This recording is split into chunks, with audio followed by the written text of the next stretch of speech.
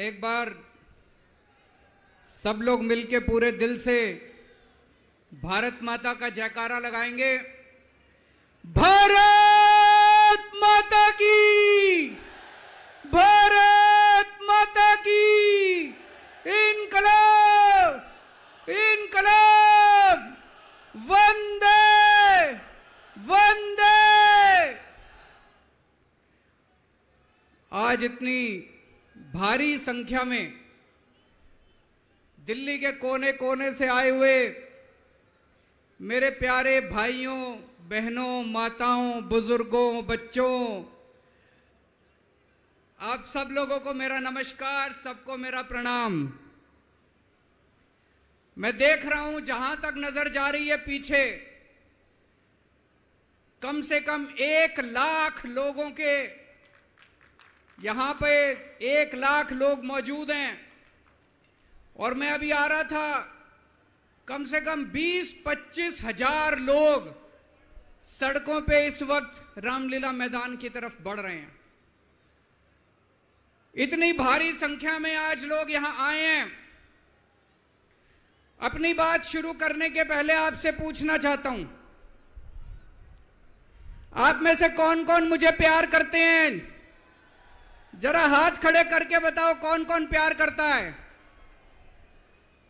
आपका बहुत बहुत शुक्रिया इस प्यार, इस मोहब्बत के लिए। लेकिन अब जो लोग मेरे से प्यार करते हैं, सबसे पहले एक बात आपसे मांगना चाहता हूं। जैसा अभी सौरभ भारद्वाज जी ने कहा, सब लोग अपने अपने मोबाइल फोन निकाल लो। अभी हम देख रहे हैं यहां पे कम से कम 40-50 वीडियो कैमरा, टीवी वालों के कैमरा मौजूद हैं। अब इस मैदान में 1 लाख कैमरे चालू हो जाएंगे, 1 लाख कैमरे। सब लोग अपना अपना फोन निकालो, फोन पे वीडियो रिकॉर्डिंग चालू करो, अपनी अपनी फेसबुक चालू करो और फेसबुक लाइव कर दो। इस रामलीला मैदान से अब एक साथ 1 लाख टीवी कैमरे लाइव चालू होंगे, 1 लाख टीवी कैमरे लाइव चालू होंगे। मैं सबसे पहले कपिल सिब्बल साहब का बहुत बहुत शुक्रिया अदा करता हूं, हमारे इनविटेशन पे आज वो आए। कई साल के बाद आज हम लोग रामलीला मैदान में इकट्ठे हुए हैं। आज से 12 साल पहले, 12 साल पहले इसी रामलीला मैदान में इकट्ठे हुए थे हम लोग भ्रष्टाचार के खिलाफ। इस मंच को मैं नमन करता हूं, यह बहुत पवित्र मंच है। आज से 12 साल पहले भ्रष्टाचार के खिलाफ इकट्ठे हुए थे। आज इसी मंच से एक अहंकारी तानाशाह को इस देश से हटाने के लिए फिर से इकट्ठे हुए हैं। दोस्तों, तानाशाही को खत्म करने के लिए फिर से इकट्ठे हुए हैं। और जैसे उस वक्त भ्रष्टाचार के खिलाफ आंदोलन हमारा सफल हुआ था, आज इसी मंच से जो आंदोलन शुरू हो रहा है, हमारे देश के अंदर जो तानाशाही लाई जा रही है उसे खत्म करने का जो आंदोलन शुरू हो रहा है, जनतंत्र को खत्म करने का जो आंदोलन शुरू हो रहा है, संविधान को बचाने का जो आंदोलन आज शुरू हो रहा है, बहुत जल्दी इस आंदोलन को भी सफलता मिलेगी। सुप्रीम कोर्ट ने दिल्ली के लोगों के हक में फैसला दिया। 8 साल तक दिल्ली के लोगों ने लड़ाई लड़ी सुप्रीम कोर्ट के अंदर। सुप्रीम कोर्ट में हमारे वकील अभिषेक मनु सिंघवी साहब ने दिल्ली के लोगों की तरफ से लड़ाई लड़ी। सबसे पहले मैं आज इस मंच से सिंघवी साहब का भी दिल्ली के लोगों की तरफ से शुक्रिया अदा करता हूं, जिन्होंने दिल्ली के लोगों को उनका हक दिलाया। दोस्तों, 11 मई, आज 11 जून है, आज से 1 महीने पहले 11 मई को देश की सर्वोच्च अदालत, सबसे बड़ी अदालत सुप्रीम कोर्ट की भी कॉन्स्टिट्यूशन बेंच उसने आदेश पारित किया दिल्ली के लोगों के हक में, और उसके 8 दिन के बाद, 1 हफ्ते के बाद 19 मई को देश के प्रधानमंत्री ने सुप्रीम कोर्ट के आदेश को खारिज कर दिया। दोस्तों, देश की सबसे बड़ी अदालत के फैसले को प्रधानमंत्री ने खारिज कर दिया। प्रधानमंत्री कहते हैं मैं सुप्रीम कोर्ट को नहीं मानता। देश के प्रधानमंत्री कहते हैं मैं सुप्रीम कोर्ट को नहीं मानता। 75 साल के भारत के इतिहास में पहली बार एक प्रधानमंत्री आया है जो कहता है मैं सुप्रीम कोर्ट को नहीं मानता। पूरे देश के लोग स्तब्ध हैं। पूरे देश के लोगों को यकीन नहीं हो रहा, इतना अहंकारी प्रधानमंत्री को इतना अहंकार। प्रधानमंत्री कहता है मैं सुप्रीम कोर्ट को नहीं मानता। देश के गली गली में चर्चा हो रही है, घर घर में चर्चा हो रही है, ये मोदी जी को क्या हो गया, इतना अहंकार हो गया इनको, इतना अहंकार हो गया इनको। दोस्तों, देश के अंदर अब जनतंत्र खत्म हो रहा है। इसी को तानाशाही कहते हैं। जब देश का प्रधानमंत्री कहता है मैं सुप्रीम कोर्ट को नहीं मानता, इसी को तानाशाही कहते हैं, इसी को हिटलर शाही कहते हैं, जनतंत्र खत्म होना कहते हैं। मैं बताना चाहता हूं आखिर इस सुप्रीम कोर्ट के आदेश में ऐसा क्या है। सुप्रीम कोर्ट ने ऐसा क्या कह दिया कि प्रधानमंत्री जी कह रहे हैं कि मैं सुप्रीम कोर्ट के आदेश को नहीं मानता। सुप्रीम कोर्ट ने अपने आदेश में बोला कि भारत एक जनतंत्र है, भारत में जनता सुप्रीम है, जनता अपनी सरकार चुनती है, उस सरकार को जनता के काम करने का पूरा अधिकार होना चाहिए। दिल्ली में भी लोग सरकार चुनते हैं, दिल्ली की सरकार को भी, जिस भी सरकार को दिल्ली के लोग चुनते हैं, चाहे इस पार्टी की सरकार हो चाहे उस पार्टी की सरकार हो, सुप्रीम कोर्ट ने कहा कि जो भी सरकार दिल्ली के लोग चुनते हैं, जनता सुप्रीम है, दिल्ली की जनता सुप्रीम है, उस सरकार को काम करने का अधिकार होना चाहिए। मैं आपसे पूछना चाहता हूं, क्या सुप्रीम कोर्ट ने गलत बोला? क्या प्रधानमंत्री को सुप्रीम कोर्ट का आदेश मानना चाहिए? मोदी जी कहते हैं मैं सुप्रीम कोर्ट का आदेश नहीं मानता। मोदी जी ने अध्यादेश पारित कर दिया और सुप्रीम कोर्ट के आदेश को खारिज कर दिया। मोदी जी का अध्यादेश क्या कहता है? प्रधानमंत्री जी ने यह जो अध्यादेश पारित किया, यह क्या कहता है? मोदी जी का अध्यादेश कहता है कि अब दिल्ली के अंदर जनतंत्र नहीं होगा, अब दिल्ली के अंदर तानाशाही चलेगी,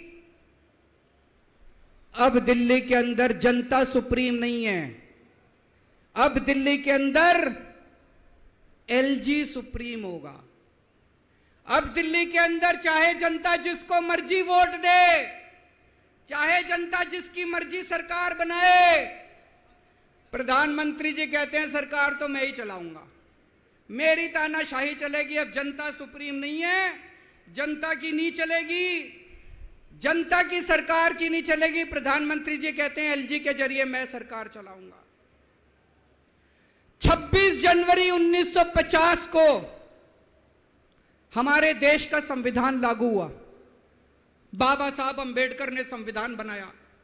बाबा साहब अंबेडकर ने अपने संविधान में लिखा कि इस देश के अंदर जनतंत्र होगा, जनता सुप्रीम होगी। आज प्रधानमंत्री जी ने भारत के संविधान के परखच्चे उड़ा दिए। प्रधानमंत्री जी ने भारत का संविधान बदल दिया। प्रधानमंत्री जी कहते हैं अब जनता सुप्रीम नहीं होगी, अब एलजी सुप्रीम होगा। जनता सुप्रीम नहीं होगी, अब प्रधानमंत्री सुप्रीम होगा। प्रधानमंत्री जी कहते हैं अब दिल्ली की जनता की वोट की कोई कीमत नहीं होगी। यह तो सरासर अपमान है दिल्ली के लोगों का। प्रधानमंत्री जी कहते हैं दिल्ली की जनता जिसको मर्जी वोट दे, उस वोट की कोई कीमत नहीं है। दोस्तों, ये बीजेपी वाले रोज मेरा अपमान करते हैं, मेरे को गालियां देते हैं, गंदी गंदी गालियां देते हैं। मेरे को अपने मान और अपमान की कोई चिंता नहीं है, मैं कोई परवाह नहीं करता। मैं इनको वापस गाली नहीं देता, मेरे को गाली गलौज नहीं करनी आती, मेरे संस्कार नहीं सिखाते। मैं 24 घंटे अपने काम में व्यस्त रहता हूं, मेरे को काम से मतलब है। आप लोगों ने मेरे को इतना मौका दिया, इतनी जिम्मेदारी है, 24 घंटे काम करता हूं। ये लोग मेरे को जितनी मर्जी गाली दे लें, लेकिन इस बार इन लोगों ने आपका अपमान किया है, आपकी वोट की कीमत, आपका वोट का अपमान किया है। यह मैं बर्दाश्त नहीं कर सकता, आपके अपमान को मैं बर्दाश्त नहीं कर सकता। इसको किसी हालत में नहीं होने देंगे। दिल्ली के लोगों के वोट का जो इन्होंने अपमान किया है, मोदी जी ने तमाचा मारा है दिल्ली के लोगों को, इसको बर्दाश्त नहीं कर सकते।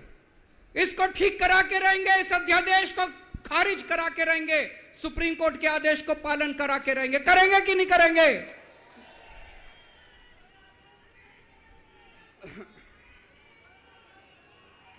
मैं पूरे देश में घूम रहा हूं, हर राज्य के अंदर गया। मैं पिछले दिनों पूरे देश के अंदर घूम रहा हूं, सारी पार्टियों के नेताओं से मिला। मैं आपको दिल्ली के लोगों को बताना चाहता हूं, देश के सारे लोग आपके साथ हैं। आप ये मत समझना आप अकेले हो, 140 करोड़ लोग आपके साथ हैं। वेस्ट बंगाल के लोग आपके साथ हैं, तमिलनाडु के लोग आपके साथ हैं, केरला के लोग आपके साथ हैं, महाराष्ट्र के लोग आपके साथ हैं, बिहार के लोग आपके साथ हैं, उत्तर प्रदेश के लोग आपके साथ हैं, मध्य प्रदेश के लोग आपके साथ हैं। 140 करोड़ लोग मिलके इस अध्यादेश का विरोध करेंगे, जनतंत्र को बचाएंगे दोस्तों। और मैं पूरे देश के लोगों को बोलना चाहता हूं, यह मत सोचना कि यह केवल दिल्ली वालों के साथ हुआ है। मुझे अंदर से पता चला यह मोदी जी का पहला वार है। ऐसा ही अध्यादेश, जो अध्यादेश आज दिल्ली में पारित किया गया, जिस अध्यादेश के जरिए दिल्ली वालों की ताकत खत्म कर दी गई, इस अध्यादेश के जरिए, जिस अध्यादेश के जरिए दिल्ली के अंदर आज तानाशाही लागू की जा रही है, कल यही अध्यादेश राजस्थान के लिए लाया जाएगा, कल यही अध्यादेश पंजाब के लिए लाया जाएगा, कल यही अध्यादेश मध्य प्रदेश के लिए लाया जाएगा, कल यही अध्यादेश महाराष्ट्र के लिए लाया जाएगा। इसे अभी रोकना पड़ेगा, सबको मिलकर अभी रोकना पड़ेगा दोस्तों।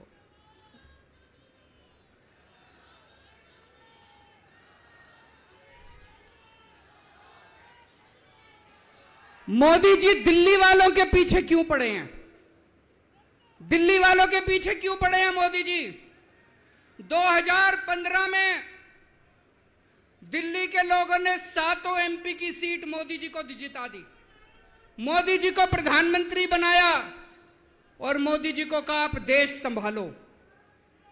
और दिल्ली में 70 में से 3 सीट बीजेपी को दी, 3 सीट, 67 सीट आम आदमी पार्टी को दी। और दिल्ली के लोगों ने कहा केजरीवाल जी आप दिल्ली संभालो। बीजेपी को 3 सीट देने का क्या मतलब? दिल्ली के लोगों ने अपनी आंखें लाल करके मोदी जी की तरफ देखा और बोला आप देश संभालो, खबरदार दिल्ली की तरफ आंख उठा के देखी तो।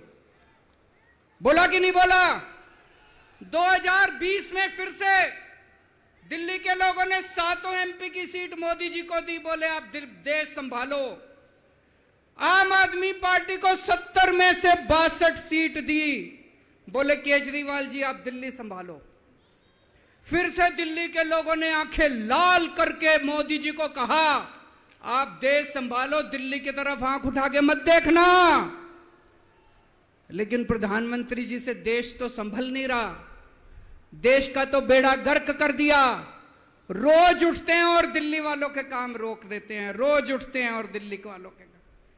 मैं स्कूल बनवाता हूं, मोदी जी कहते हैं मैं तेरे स्कूल नहीं बनने दूंगा। मैं अस्पताल बनवाता हूं, मोदी जी कहते हैं तेरे अस्पताल नहीं बनने दूंगा। मैं मोहल्ला क्लिनिक बनाता हूं, मेरे मोहल्ला क्लिनिक तोड़वा दिए मोदी जी ने। पिछले साल प्रधानमंत्री जी ने दिल्ली के अस्पतालों में दवाइयां बंद करा दी। मैं सीसीटीवी कैमरे लगवाता हूं, प्रधानमंत्री जी एलजी को कह के सीसीटीवी कैमरे नहीं लगने देते।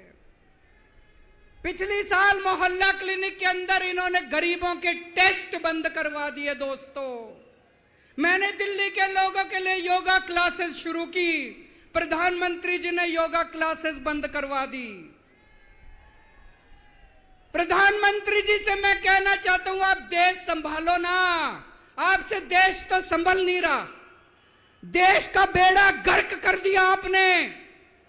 चारों तरफ इतनी महंगाई हो रही है, पेट्रोल 100 रुपए लीटर पहुंच गया, डीजल 90 रुपए लीटर पहुंच गया, दूध महंगा हो गया, सब्जियां महंगी हो गई, एलपीजी का सिलेंडर 1000 रुपए के ऊपर हो गया। इनको समझ ही नहीं आ रहा महंगाई कैसे, इनको चौथी पास राजा को समझ ही नहीं आ रहा कि देश कैसे संभाले। एक दिन कहते हैं 2000 का नोट आएगा, 5 साल बाद कहते हैं 2000 का नोट जाएगा। अरे इनको समझ ही नहीं है। आप लोगों ने कोई समझदार प्रधानमंत्री बनाया होता, कम से कम ये तो बता देगा 2000 का नोट आएगा कि जाएगा। चारों तरफ बेरोजगारी फैली हुई है, इनको समझ ही नहीं आ रहा बेरोजगारी कैसे दूर करें। चारों तरफ भ्रष्टाचारी भ्रष्टाचार फैला हुआ है, इनको समझ ही नहीं आ रहा भ्रष्टाचार दूर कैसे करें। जीएसटी की वजह से व्यापारियों का बेड़ा गर्क हुआ पड़ा है, इनको समझ ही नहीं आ रहा जीएसटी को कैसे ठीक करें। पूरे देश का रेलवे में मेरी आप लोगों से गुजारिश है, एक टेस्ट करके देखना। कोई second class AC, third AC, second class की टिकट खरीद लेना, सेकंड क्लास स्लीपर की।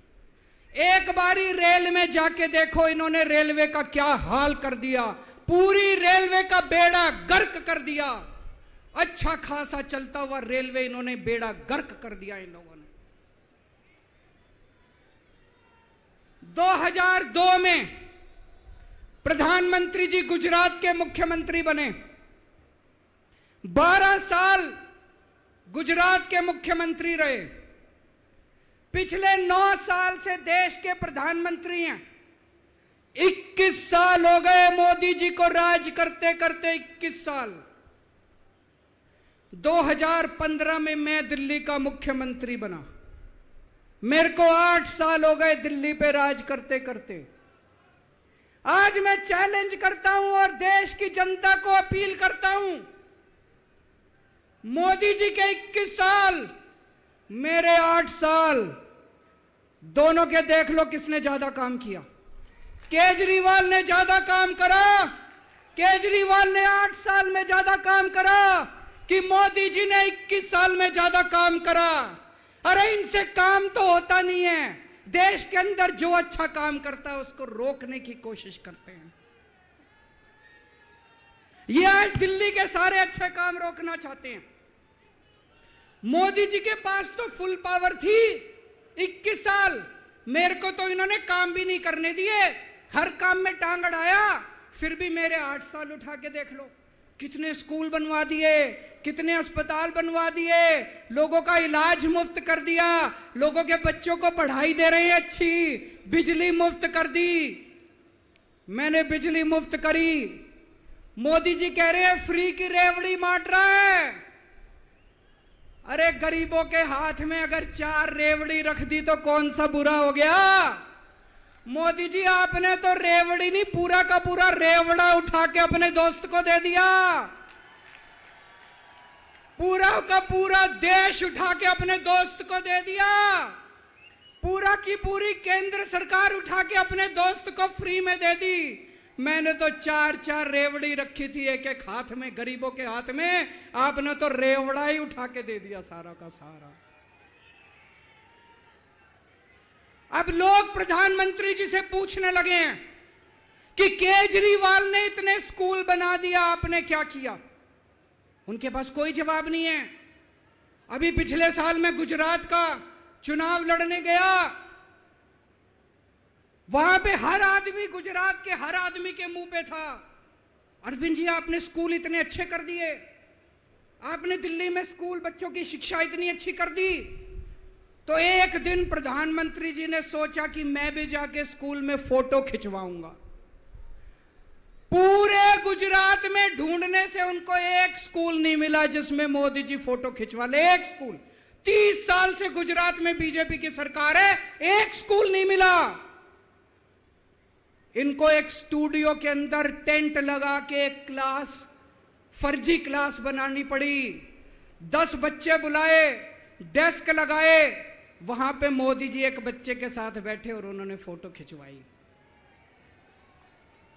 अब लोग प्रधानमंत्री जी से पूछने लगे हैं कि केजरीवाल ने इतना काम कर दिया, आपका काम कहां है? तो अब मोदी जी ने तय किया मैं केजरीवाल को काम नहीं करने दूंगा। उन्होंने मनीष सिसोदिया को उठा के जेल में डाल दिया। उनको लगा मनीष सिसोदिया को जेल में डालने से शिक्षा के काम रुक जाएंगे।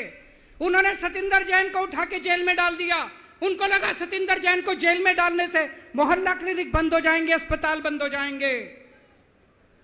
मैं प्रधानमंत्री जी को बोलना चाहता हूं, हमारे पास एक मनीष सिसोदिया नहीं है, हमारे पास 100 मनीष सिसोदिया हैं। हमारे पास एक सतिंदर जैन नहीं है, हमारे पास 100 सतिंदर जैन हैं। आप एक को जेल में डालोगे, हमारा दूसरा आ जाएगा काम करने के लिए, काम नहीं रुकेगा दोस्त। जब इनको जेल में डालने से काम नहीं चला तो अब ये ऑर्डिनेंस लेके आए हैं और ऑर्डिनेंस से ये सारा काम रोकना चाहते हैं। दोस्तों, आज दिल्ली के लोग मुसीबत में हैं। दिल्ली के लोगों के ऊपर यह अध्यादेश थोपा जा रहा है। आपने पिछली बार 7 MP को वोट दिया था, कहां है वो सातों के सातों? अपने घर में दुबक के बैठे हैं। वो बीजेपी के गुलाम है, वो आपके नहीं है, आपके सगे नहीं है, वो बीजेपी के गुलाम है। आपको कल को मुसीबत आती है तो केवल आपका बेटा, आपका भाई केजरीवाल आपके साथ खड़ा है, वो कभी खड़े नहीं होंगे। दोस्तों,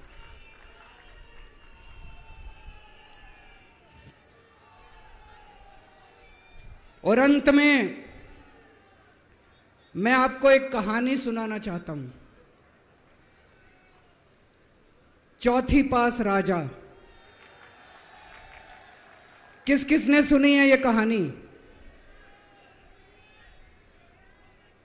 इस कहानी का महात्म्य है कि इस कहानी को जितनी बार सुनोगे, जितनी बार सुनाओगे, उतनी भगवान की कृपा आपके परिवार के ऊपर बरसेगी। इस कहानी का जितना प्रचार प्रसार करोगे, उतना देश की तरक्की होगी, उतना समाज की तरक्की होगी।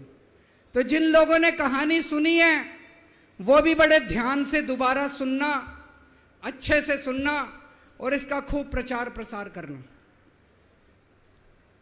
यह कहानी एक राजा की है, एक चौथी पास राजा की कहानी है, एक अहंकारी राजा की कहानी है, एक भ्रष्टाचारी राजा की कहानी है।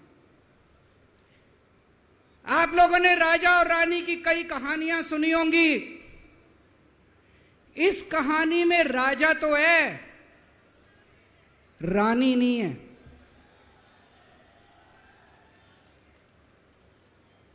तो एक महान देश था, कई हजार साल पुराना देश। उस देश के एक गांव में एक बच्चा पैदा हुआ, बहुत गरीब घर में एक बच्चा पैदा हुआ। तो जैसे गांव के अंदर बच्चा पैदा होने पे ज्योतिषी आते हैं, ज्योतिषी आके बच्चे का भविष्य बताते हैं, ऐसे गांव का ज्योतिषी आया, उसने बच्चे की कुंडली देखी और बच्चे की मां को बोला कि माई, तेरा बेटा बड़ा होके बहुत बड़ा सम्राट बनेगा। माई को समझ नहीं आया, मैं इतनी गरीब, मेरा परिवार इतना गरीब, मेरा बेटा सम्राट कैसे बनेगा। खैर, बच्चा धीरे धीरे बड़ा होने लगा। गांव के सरकारी स्कूल में उसका एडमिशन करा दिया। उसका पढ़ने लिखने में मन नहीं लगता था।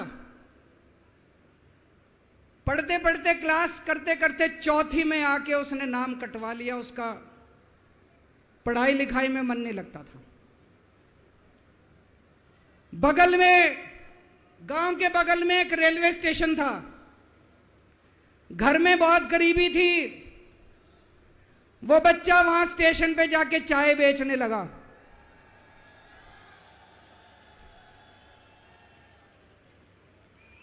चाय बेच के अपना गुजारा करता था। वो भाषण बहुत अच्छा देता था, बचपन से ही बड़ा अच्छा भाषण देता था। गांव के लड़कों को इकट्ठा कर लेता और भाषण देना चालू करता। धीरे धीरे आसपास के गांव में फैल गया कि यह बच्चा भाषण बड़े अच्छे देता है। आसपास के लड़के भी इकट्ठे हो गए और जो मर्जी टॉपिक हो भाषण देना चालू कर देता था और रुकता ही नहीं था। घंटों घंटों तक भाषण देता रहता था। बच्चा बड़ा हुआ। ज्योतिषी ने कहा था बड़ा होके बच्चा उस महान देश का सम्राट बन गया। लेकिन राजा तो अनपढ़ था, उसे तो कुछ आता नहीं था।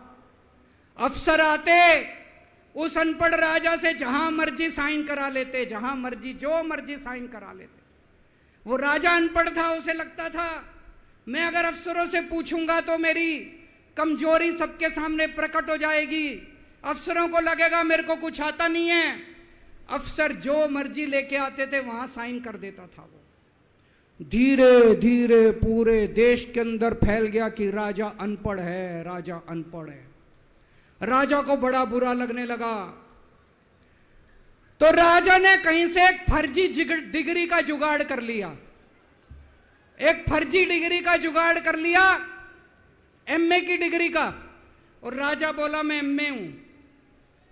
पर सच्चाई तो पूरे देश को पता थी, राजा तो अनपढ़ था।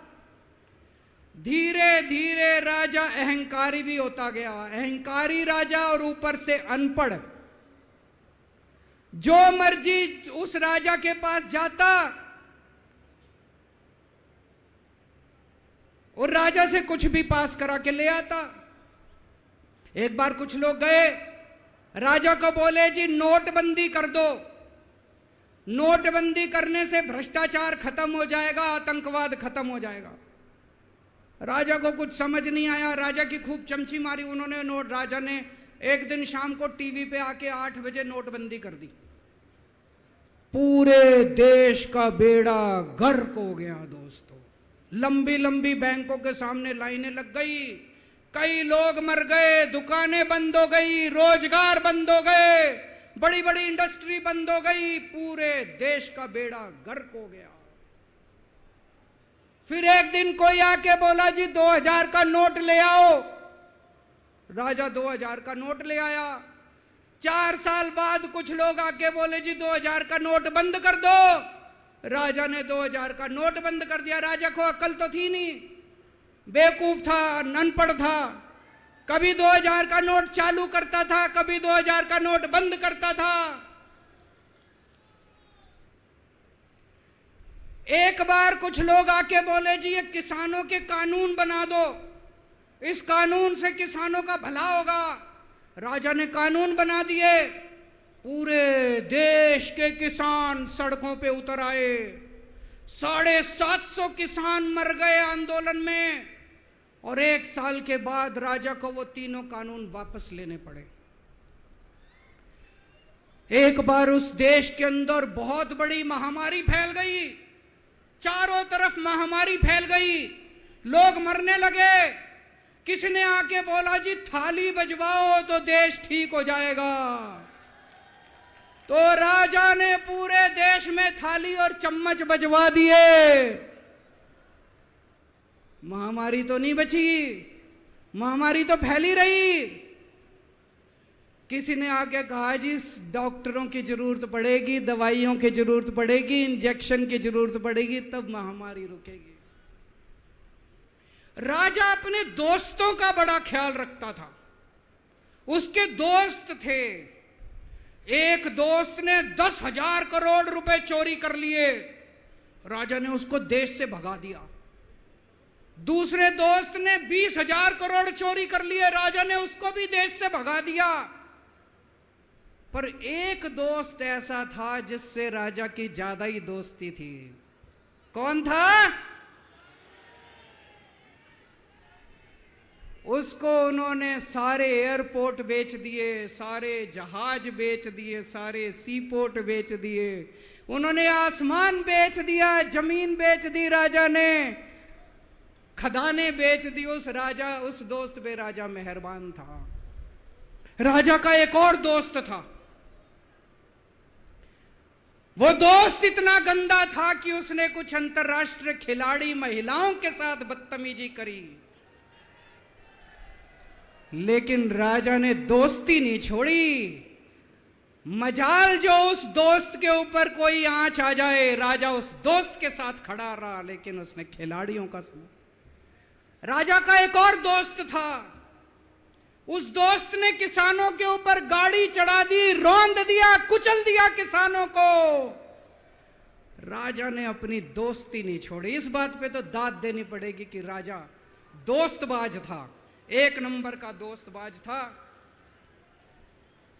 चारों तरफ अत्याचार हो गया, चारों तरफ देश के अंदर इनके अपने लोग जो थे वो बलात्कार करने लगे, गलत काम करने लगे, हाहाकार मच गया। जो राजा के खिलाफ बोलता, राजा उसको पकड़ के जेल में डाल देता। एक दिन एक पत्रकार ने कार्टून बना दिया राजा के खिलाफ, उस पत्रकार को उठा के जेल में डाल दिया। एक दिन एक किसी पत्रकार ने उनके खिलाफ कुछ लिख दिया, उसको पकड़ के जेल में डाल दिया। जो राजा के खिलाफ बोले उसका बेड़ा गर्क। कोई जज अगर उस राजा के खिलाफ ऑर्डर करता था, राजा उसको बख्शता नहीं था।